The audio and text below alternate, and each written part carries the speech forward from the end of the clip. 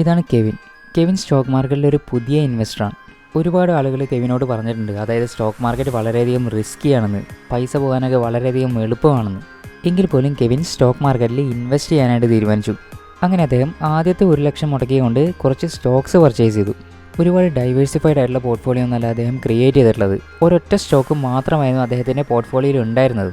Stock വാങ്ങിച്ച് കുറച്ച് ദിവസം കഴിഞ്ഞു അദ്ദേഹത്തിന് പ്രോഫിറ്റ് കാണാനായിട്ട് തുടങ്ങി. അന്നേരം അദ്ദേഹം ചിന്തിച്ചു, മറ്റുള്ള ആളുകൾ പറഞ്ഞ കാര്യങ്ങളെല്ലാം തന്നെ സ്റ്റോക്ക് മാർക്കറ്റ് വളരെയധികം റിസ്ക്കിയാണ്, വില കൂടിയതുപോലെ തന്നെ കുറയാനായിട്ടുള്ള പോസിബിലിറ്റി ഉണ്ട്, അന്നേരം ലോസിലായിരിക്കും. എന്നാൽ ആ ഒരു പോയിന്റിൽ കെവിൻ പ്രോഫിറ്റിലായിരുന്നു. കിട്ടിയ പൈസ കളയാതിരിക്കാനായിട്ട് കെവിൻ ആ ഒരു സ്റ്റോക്കിനെ അപ്പോൾ തന്നെ വിറ്റു. അന്നേരം അദ്ദേഹത്തിന് ലഭിച്ച പ്രോഫിറ്റാണ് 3000 രൂപ. അതിനുശേഷം കെവിൻ 1 ലക്ഷം രൂപ മുടക്കിക്കൊണ്ട് മറ്റൊരു സ്റ്റോക്ക് പർച്ചേസ് ചെയ്തു. കുറച്ച് കഴിഞ്ഞ സമയത്ത് ഈ ഒരു സ്റ്റോക്കും പ്രോഫിറ്റിലായി. പ്രോഫിറ്റ് കാണാനായിട്ട് തുടങ്ങിയ സമയത്ത് എക്സിറ്റ് ചെയ്യാനായിട്ടുള്ള ഒരു അർജൻസി ആയിരുന്നു കെവിൻ ഉണ്ടായത്. കാരണം ഈ ലഭിച്ച പ്രോഫിറ്റ് ഒരിക്കലും നഷ്ടപ്പെടാതിരിക്കണമെങ്കിൽ ഇപ്പോൾ പുറത്ത് വരിക തന്നെയായിരിക്കും ഏറ്റവും ബെറ്റർ ആയിട്ടുള്ള ഡിസിഷൻ. അവിടെ നിന്ന് കഴിഞ്ഞാൽ ഒരുപക്ഷെ കുറച്ച് കഴിഞ്ഞാൽ ലോസിലായിരിക്കും. അങ്ങനെ അദ്ദേഹം 2500 രൂപ പ്രോഫിറ്റ് ആയ സമയത്ത് ആ ഒരു പാർട്ടിക്കുലർ സ്റ്റോക്കും സെല് ചെയ്തു. അതിനുശേഷം കെവിൻ മൂന്നാമതൊരു കമ്പനിയുടെ സ്റ്റോക്സും പർച്ചേസ് ചെയ്തു. ഇത്തവണയും അദ്ദേഹം ഇൻവെസ്റ്റ് ചെയ്തത് 1 ലക്ഷം രൂപ തന്നെയാണ്.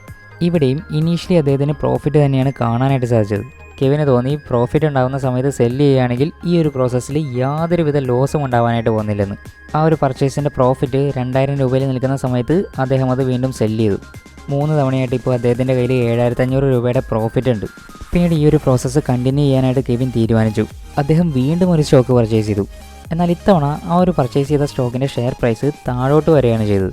കെവിൻ്റെ പോർട്ട്ഫോളിയോയിൽ ലോസ് കാണാനായിട്ട് തുടങ്ങി. 1000 രൂപയുടെ ലോസ്, 2000, 3000 ലോസ് ഇങ്ങനെ കൂടിക്കൊണ്ട് വന്നു. അന്നേരം കെവിൻ കുറച്ചൊരു പാനിക് മോഡിലോട്ട് പോയി. കാരണം ആദ്യമായിട്ടാണ് കെവിൻ തൻ്റെ പോർട്ട്ഫോളിയോയിൽ ലോസ് കാണുന്നത്.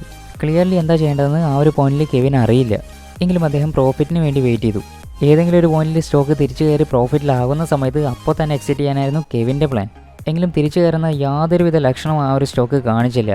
അത് കണ്ടിന്യൂസ് ആയിട്ട് താഴോട്ട് തന്നെ വീണുകൊണ്ടിരുന്നു. കെവിൻ്റെ പോർട്ട്ഫോളിയോയിൽ ഈ ഒരു സമയത്ത് 12000 രൂപയുടെ ലോസായി. ഇനി ഇതിൽ കൂടുതൽ ലോസ് സഹിക്കാനായിട്ട് തനിക്ക് സാധിക്കില്ലെന്ന് ബോധ്യമായ സമയത്ത് കെവിൻ ആ ഒരു സ്റ്റോക്കിൽ നിന്നും എക്സിറ്റ് ചെയ്തു, 12000 രൂപയുടെ ലോസുമായിട്ട്. ഇപ്പോൾ ഇതുവരെ 4 ട്രേഡ് അതല്ലെങ്കിൽ ഇൻവെസ്റ്റിങ്ങിൽ നിന്ന് നെറ്റ് ലോസിലാണ് കെവിൻ ഇപ്പോൾ നിൽക്കുന്നത്. ഇനി രണ്ടാമത്തെ വ്യക്തിയെ പരിചയപ്പെടാം. ഇദ്ദേഹത്തിൻ്റെ പേരാണ് ആൻഡ്രൂ. ആൻഡ്രൂ ഒരുപാട് വർഷങ്ങളായിട്ട് സ്റ്റോക്ക് മാർക്കറ്റിലുണ്ട്. അതുകൊണ്ട് തന്നെ ഏതൊരു ട്രേഡർ ആയാലും ഇൻവെസ്റ്റർ ആയാലും ഒരൊറ്റ റൂള് തീർച്ചയായിട്ടും ഫോളോ ചെയ്യേണ്ടത് ക്രൂഷ്യലായിട്ടുള്ള കാര്യമാണെന്ന് ആൻഡ്രൂവിനറിയാം. ആ ഒരു റൂളാണ് റിസ്ക് റിവാർഡ് റേഷ്യോ. ആൻഡ്രൂ ചെയ്തതെന്താ? ആൻഡ്രൂ ഒരു ലോങ് ടൈം ഇൻവെസ്റ്ററാണ്.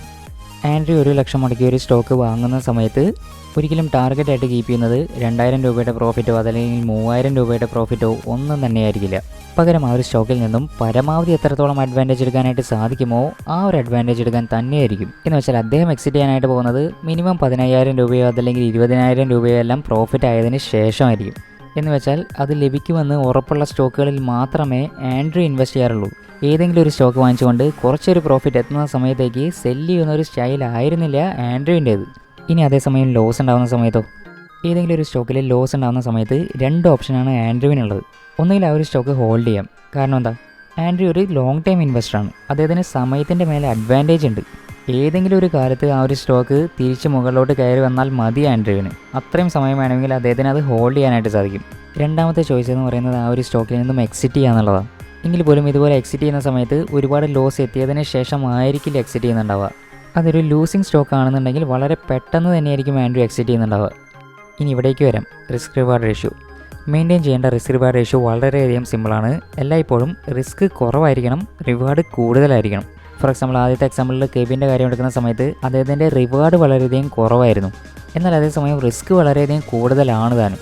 എന്തുകൊണ്ടാണ് അദ്ദേഹത്തിൻ്റെ റിവാർഡ് വളരെയധികം കുറവാണെന്ന് പറയുന്നത്?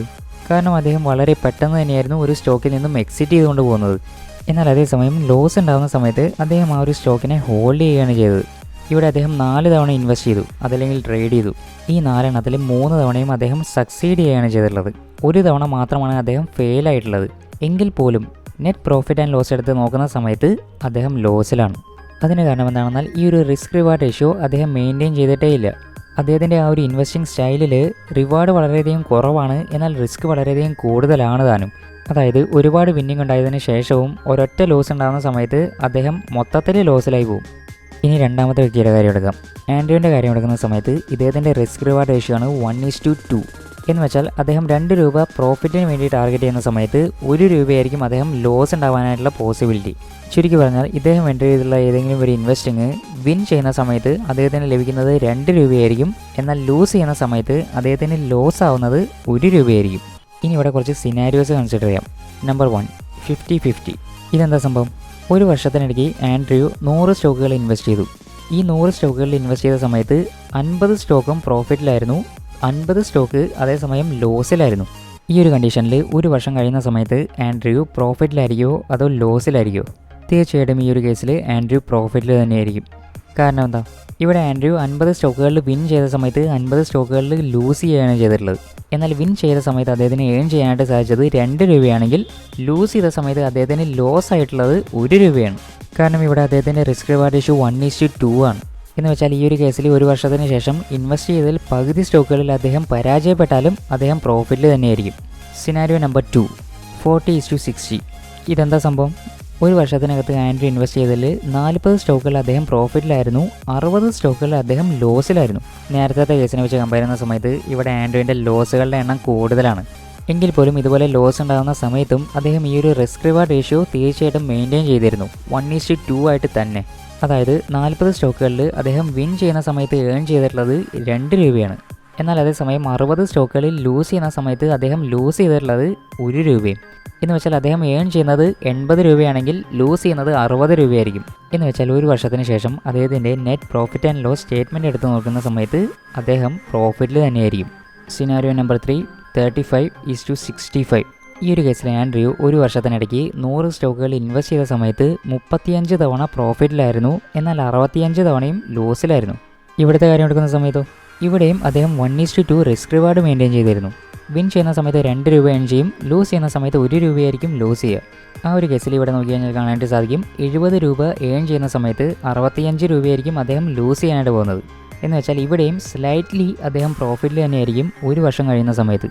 അതല്ലെങ്കിൽ പറയാം ഈ ഒരു പോയിന്റിൽ അദ്ദേഹം ഒരു ബ്രേക്ക് ഇവനിലാണെന്ന്. കാരണം ഇതിന് ബിയോണ്ട് ആയിട്ട് ലോസ് ഉണ്ടാവുകയാണെങ്കിൽ അദ്ദേഹം തീർച്ചയായിട്ടും ലോസിൽ തന്നെയായിരിക്കും ഒരു വർഷം കഴിയുന്ന സമയത്ത്. ഒരു സൈഡിൽ കെവിൻ ഒരുപാട് ട്രേഡ്സിലും വിൻ ചെയ്യുന്ന കേസിലും ലോസിലാണ് ഉണ്ടാകുന്നത്. എന്നാൽ അതേസമയം ആൻഡ്രൂ ഒരുപാട് ലോസ് ഉണ്ടാകുന്ന സമയത്തും പലപ്പോഴും വിൻ ചെയ്യുന്നതായിട്ടാണ് കാണുന്നത്. കാരണം പവർഫുൾ ആയിട്ടുള്ള ഒരൊറ്റ പ്രിൻസിപ്പിൾ ഇവിടെ ആൻഡ്രൂ ഡിസിപ്ലിനോട് കൂടി ഫോളോ ചെയ്യുന്നുണ്ട്. അതാണ് റിസ്ക് റിവാർഡ് റേഷ്യോ. മനസ്സിലാക്കേണ്ട കാര്യം എന്താണെന്നാൽ ഈ ഒരു റിസ്ക് റിവാർഡ് റേഷ്യോ ഏറ്റവും ഫേവറബിളി അപ്ലൈ ചെയ്യാനായിട്ട് സാധിക്കുക ലോങ് ടൈം ഇൻവെസ്റ്റിങ്ങിലാണ്. കാരണം എന്താണെന്നാൽ ഈ ലോങ് ടൈം ഇൻവെസ്റ്റിങ്ങിൻ്റെ കാര്യം എടുക്കുന്ന സമയത്ത് ടൈമിന് മേൽ കൂടുതൽ അഡ്വാൻറ്റേജ് ഉണ്ട്. ലോസിലേക്ക് വരുന്ന സമയത്തും വെയിറ്റ് ചെയ്യാനായിട്ടുള്ള ഒരു ഓപ്പർച്യൂണിറ്റി അവിടെ ലഭിക്കുകയാണ്. ലോങ് ടൈം ഇൻവെസ്റ്റിങ്ങിന് ശേഷം സ്വിംഗ് ട്രേഡ്സിലായിരിക്കും ഈ റിസ്ക് റിവാർഡ് റേഷ്യോ മെയിൻറ്റെയിൻ ചെയ്യാനായിട്ട് കൂടുതൽ എളുപ്പം. കാരണം ഇവിടുത്തെ കേസ് എടുക്കുന്ന സമയത്തും ടൈമിന് മേൽ കൂടുതൽ അഡ്വാൻറ്റേജ് ഉണ്ട്. എന്നാൽ അതേസമയം ഇൻട്രാഡേ ട്രേഡ്സ് എടുക്കുന്ന സമയത്ത് ഈ റിസ്ക് റിവാർഡ് റേഷ്യോ മെയിൻറ്റെയിൻ ചെയ്യാനായിട്ട് ഒരുപാട് ബുദ്ധിമുട്ടാണ്. 6 മണിക്കൂറത്തെ സമയം മാത്രമാണ് ഒരാൾക്ക് അവിടെ ലഭിക്കാനായിട്ട് പോകുന്നത്. ഇതേ കാരണം കൊണ്ട് തന്നെയാണ് ഭൂരിഭാഗം ഇൻട്രാഡേ ട്രേഡേഴ്സും ഫെയിൽ ആവുന്നതും. കൂടുതൽ കാര്യങ്ങൾ മറ്റൊരു വീഡിയോയിൽ പറയാം.